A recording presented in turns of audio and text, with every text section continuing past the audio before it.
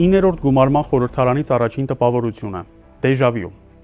Վերջին օրերին տեսնում ենք ճիշտ այն, ինչ տեսել ենք նախորդ 5 տարիներին ազգային ժողովի 8-րդ գումարման ամբողջ ընթացքում։ Հատկապես ՔՊԱ-ական երեսփոխանների բացարձակ մեծամասնությունը վերարտադրվել է իր նույն սանձարձակ ու լկտի պահվածքով եւ վարքուբարքով։ Նույնն են թե դատարկ հռետորաբանությունը, թե զրոյական արժեհամակարգը, թե քաղաքական մշակույթը, ավելի ճիշտ դրա բացակայությունը։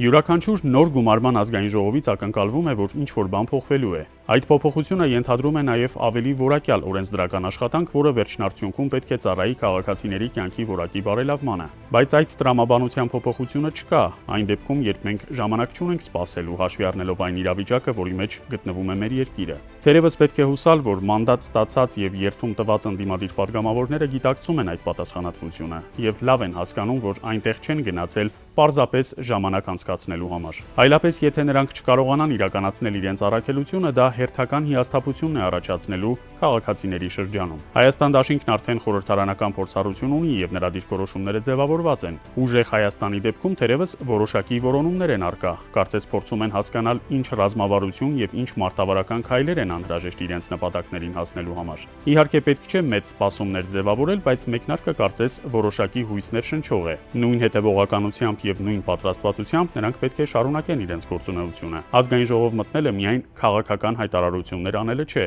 Առանց այդ էլ նորմալ չէ, երբ падգամավորներն աշխատում են մի միջավայրում, որտեղ անընդհատ վերահսկողության, սահմանափակումների եւ ստուգումների մթնոլորտ է, ասես զորանոց հիշեցնի։ Անվտանգության միջոցները եւ պետական ինստիտուտի վարկանիշը պետք է հավասարակշռվեն։ Падգամավորն ընտրված ներկայացուցիչ է եւ ինստիտուտի նկատմամբ վերաբերմունքը պետք է համապատասխան լինի այդ կարգավիճակին։ Բարեկրթությունը նաև որոշակի տրամաբանություն է ենթադրում։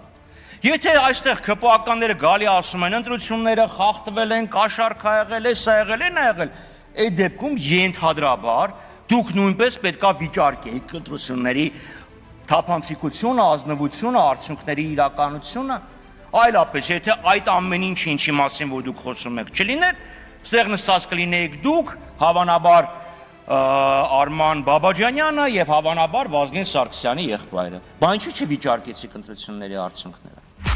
Ընդդիմությունը նախընտրական շրջանում ձևավորել էր բավականին բարձր սպասումներ, եւ հիմա հարցն այն է, արդյոք այդ սպասումները համապատասխանում են իրական հնարավորություններին։ Հիմնական խնդիրը հենց սպասումների եւ իրականության տարբերության մեջ է։ Քաղաքացիներին երկար ժամանակ ներկայացվել է կոշտ քաղաքական հակադրություն։ Ընդդիմությունը հիմնականում քվե է ստացել ոչ թե ծրագրերի, այլ վարչախմբի դեմ կոշտ հակադրվելու միջոցով։ Եվ հիմա, երբ խորհրդարանում խոսվում է համագործակցության եւ կառուցողական աշխատանքի մասին, բնական հարց է առաջանում՝ ինչպես է դա համատեղվելու այն քաղաքական տրամադրությունների հետ, որոնց պայմաններում մարդիկ քվե են տվել ընդդիմությանը։ Քաղաքական պայքարը պետք է լինի ոչ թե անձերի, այլ տարբեր քաղաքականությունների եւ գաղափարների մրցակցություն։ Օրինակ, վարչախմբի իրականացրած թշնամական քաղաքականությանը հանդիման, ընդդիմությունը պետք է կարողանա ներկայացնել իր այլընտրանքային մոտեցումը, այսինքն պետք է ցույց տալ, ինչու է տվյալ քաղաքականությունը սխալ, ինչ այլ տարբերակ կա եւ ինչ արդյունք կարող է տալ այդ այլընտրանքը։ Դրա համար անհրաժեշտ է ոչ միայն քննադատել, այլ նաեւ առաջարկել։ Այսօր մենք ունենք խորհրդարանական կառավարման համակարգ։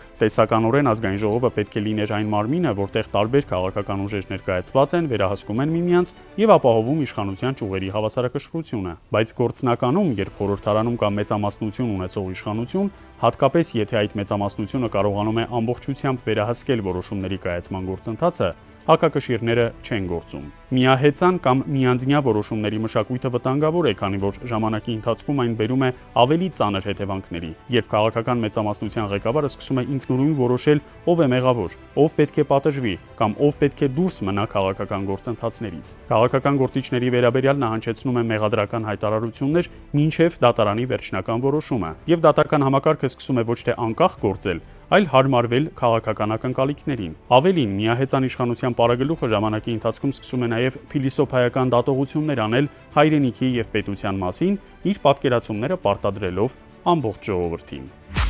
Հայաստանի Հանրապետություն եւ պատմական հայրենիք հասկացությունները եկեք չխառնենք, մենք ունենք պատմական հիշողություն, մենք ունենք սփյուռք,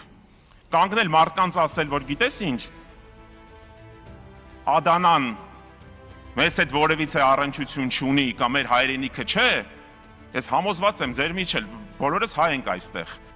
Երբ քաղաքացիները լռում են, երբ աչք են փակում այլ անձանց նկատմամբ տեղի ունեցող անարդարությունների վրա միայն այն պատճառով, որ այդ անձանց չեն սիրում կամ չեն համակրում, մեծացնում են իրենց նկատմամբ այդ նույն անարդարությունների իրագործման հնարավորությունը։ Եվ վաղ թե ուշ այդ նույն մեխանիզմները կարող են կիրառվել նաև սովորական քաղաքացիներից նկատմամբ, երբ կսահմանափակվեն մեր գործողությունները, տեղաշարժը եւ ազատությունները։